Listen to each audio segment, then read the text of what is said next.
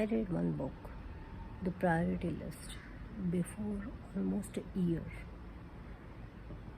And then when I read it, it is a story uh, of a professor or a school teacher who spent his entire life dedicatedly on his job. It's like his job was everything for him, everything. And then at one point in his life, he got a paralysis attack. And obviously he got a physically, incapable to go ahead with his job. So he was replaced by another teacher. Or we can say that I really don't remember, it's long back, but I'm just trying to put the bottom line together here. So he was, due to his physical condition, maybe he was forced to leave the job. But when he left the job and he started his physiotherapy or the treatment, he realized that he's not that attached to his wife, because all this year he was spending his whole time on his job. And then his wife is she's not working, and she almost spend her time at home. So she have created her own world. She cooks, then she goes for walk, she talks to her sister, she talks to her mother, and her whole day is planned. And the thing is, because they don't spend time together, there is no time allocated for them to, or she's not used to spend time with him.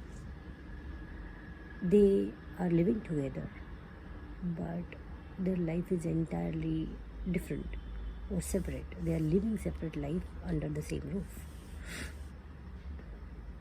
And then he realizes it. They don't go for physiotherapy together, not because she don't want to, but after being independent for his whole entire life, professor feels that he should be still independent and he goes alone. And again, she's not aware what is going on with his therapy, or maybe not interested. I'm not judging anyone over here, but it's just my opinion how I felt that his life story goes on. Then feeling left out. No, before that, they goes for the family trip, and then they realize that they are, even though they are together, they are in the same bed, but still his wife is not willing to put that efforts, or not willing to have that relationship. Now we cannot blame the wife either. I think so, because if when she was alone at home, the priority was given a lot to person's job and not at all spending time together. How can she create the attachment? And then when he needs that time together, isn't it fair, or is it her fault to think that okay, now he needs me because he don't have his job?